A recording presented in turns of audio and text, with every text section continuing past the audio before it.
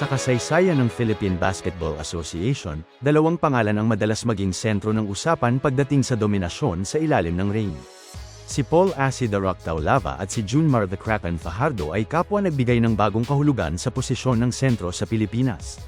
Habang si Taulava ay sumikat sa panahon ng pisikal at matinding banggaan noong unang bahagi ng 2000s, si Fajardo naman ang naging mukha ng modernong PBA na may halong laki at pambihirang finesse. Ang paghahambing sa dalawang ito ay hindi lamang tungkol sa kung sino ang mas malakas, kundi kung paano nila binago ang takbo ng laro sa kanilang mga kaukulang panahon. Ang pagsusuri sa karera ng dalawang higanti ay nagpapakita ng malaking pagkakaiba sa kanilang mga nakamit na parangal, kung saan si Junmar Fajardo ay may hawak na record na 8 MVP titles na itinuturing na pinakamataas sa kasaysayan ng liga.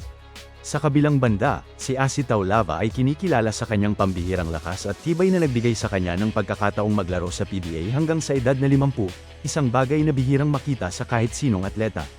Maging si Taulava mismo ay hayagang nagpahayag na si Fajardo ang greatest of all time o GOAT ng Philippine basketball dahil sa hindi matatawarang husay nito at mga nakamit na kampyonato.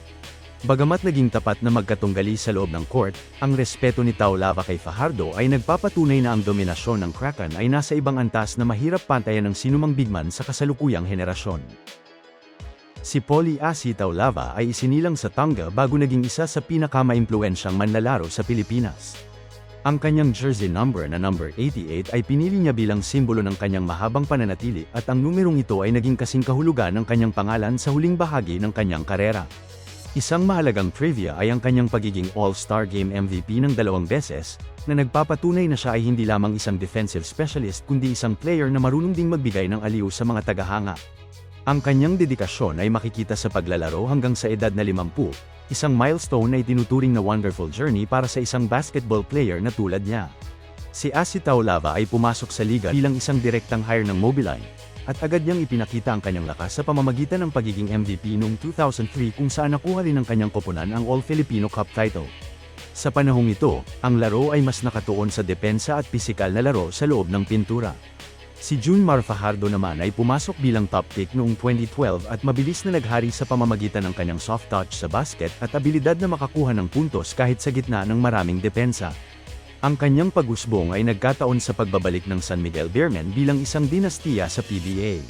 Sa kabila ng kanyang higanteng pangangatawan na may taas na 6 feet 10 inches at bigat na 278 pounds, si Junmar Fajardo ay nananatiling isa sa pinakamapagkumbabang manlalaro sa liga. Isang hindi gaanong alam na trivia ay ang kanyang hilig sa video games, partikular na ang Dota, na ginagamit niyang paraan upang mag-relax pagkatapos ng matitinding laro. Ang kanyang pagiging late bloomer sa basketball ay isang inspirasyon, dahil pumasok lamang siya sa sport na ito upang makakuha ng scholarship para sa kolehiyo, at hindi niya inakalang magiging 8 beses siyang MVP ng pinaka-prestihiyosong liga sa bansa. Ang estilo ni Taulava ay nakabase sa brute strength at intensity, kung saan ang bawat rebound at block ay may kasamang lakas na nagpapakaba sa kalaban.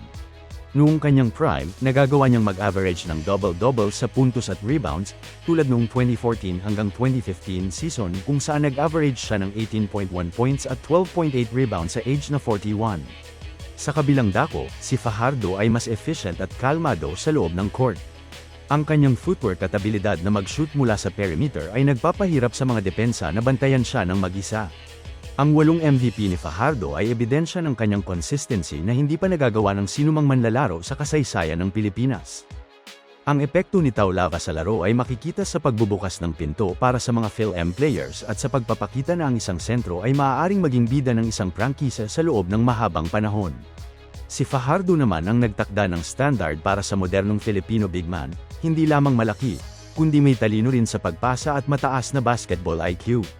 Ang kanyang tagumpay sa Gilas Pilipinas sa international stage ay nagbigay din ng karangalan sa bansa, na nagpapatunay na kaya niyang makipagsabayan sa mga higanti ng ibang bansa.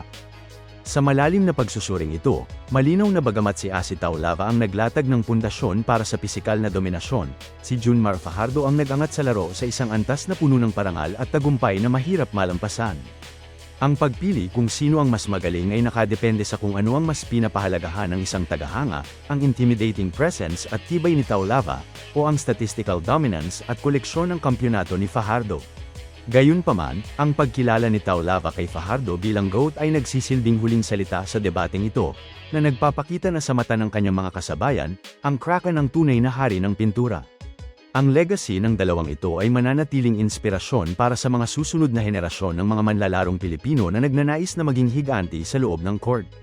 Kung kayo ang tatanungin, mahihirapan bang makakuha ng maraming MVP si Fajardo kung makakasabay siya sa era nila Taulava, Marlu Aquino, Ali Pig?